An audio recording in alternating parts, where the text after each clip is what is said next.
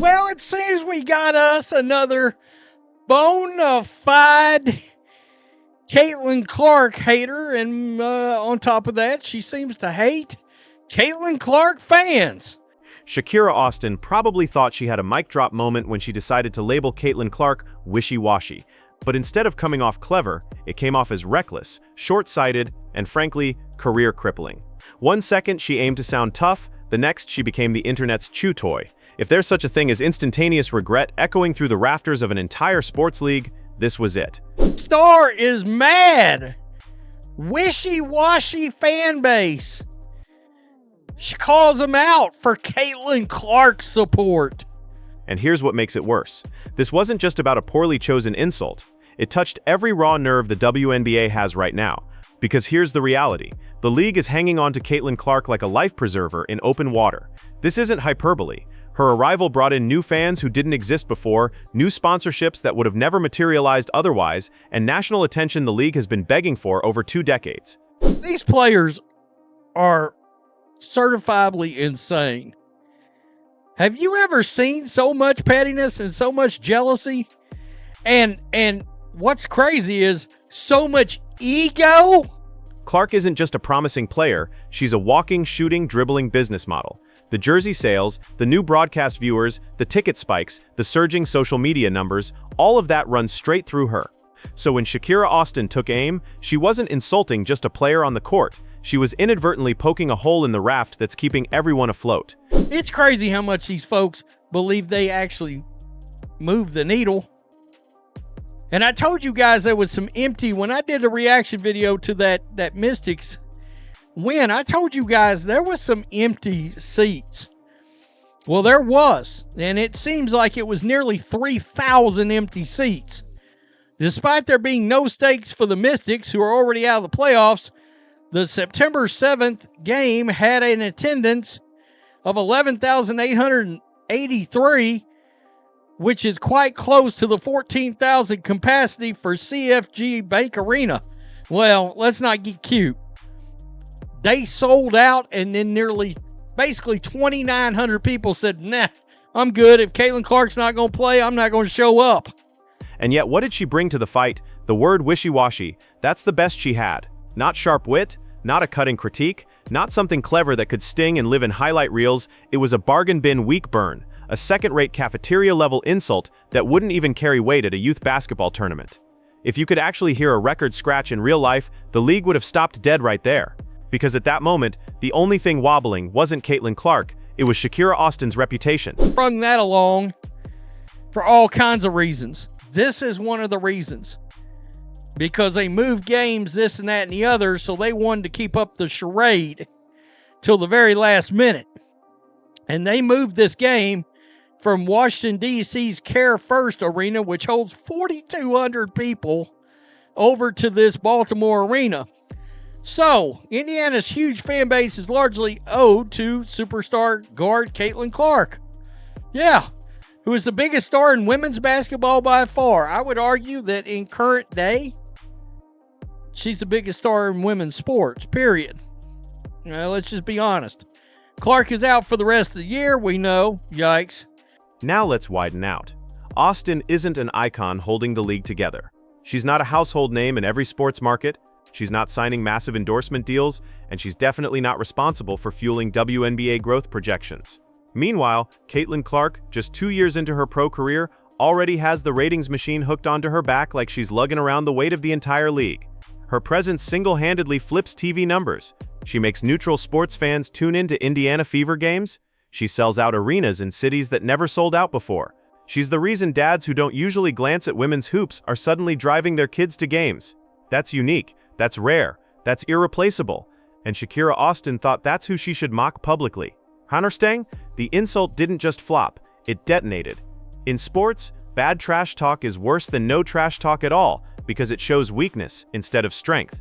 And Austin quickly became the butt of every meme cycle. Overnight, her clip went viral. Analysts sneered, fans piled on, and even people who haven't said a nice word about Caitlin Clark admitted Austin was completely out of pocket. And the real kicker? When you go at Clark, you aren't just taking on Caitlin Clark.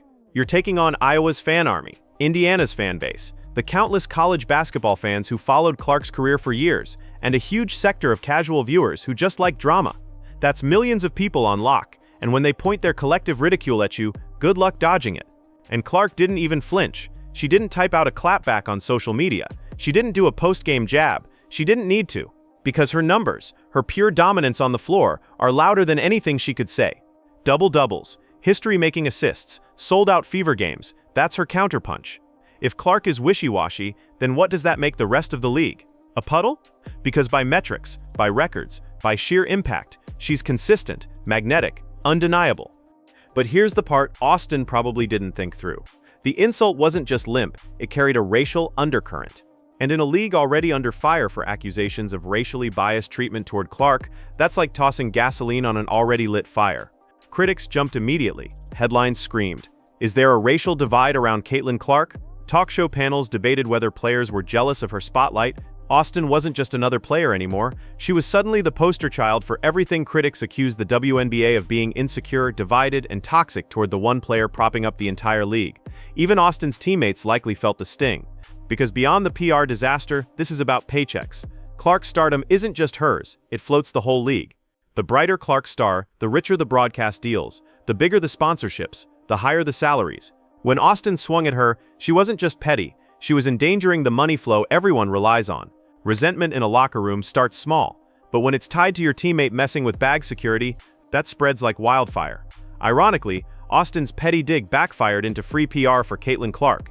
Every time someone tries to drag her down, her support only deepens. The Angel Reese saga last year taught us that. Fans don't recoil from Clark, they double down. The more people mock her, the more her base rallies. That's why Austin's wishy-washy burn didn't just fail, it elevated Clark's mystique further. Clark didn't have to do anything. The insult wrote her another chapter of vindication. But zoom out again. Austin is just one piece in a dysfunctional puzzle. The WNBA has turned Clark's arrival into both a blessing and a battlefield. Instead of embracing her cultural lift, players shun her as though she interrupted their ecosystem. Instead of admiring the wave she's generating, they treat her as an invader. And paired with the league's own leadership fumbles, it paints an ugly picture. Look at the Connecticut Sun debacle. The Mohegan tribe who owns the team had not one, but two separate $325 million deals, one to keep the Sun in Connecticut, one to move them to Boston.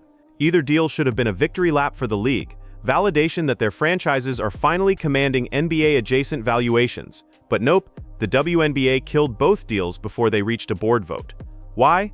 Because they wanted to control the outcome, lowball the offer themselves at $250 million, relocate the team to Houston, and then pocket the relocation fees.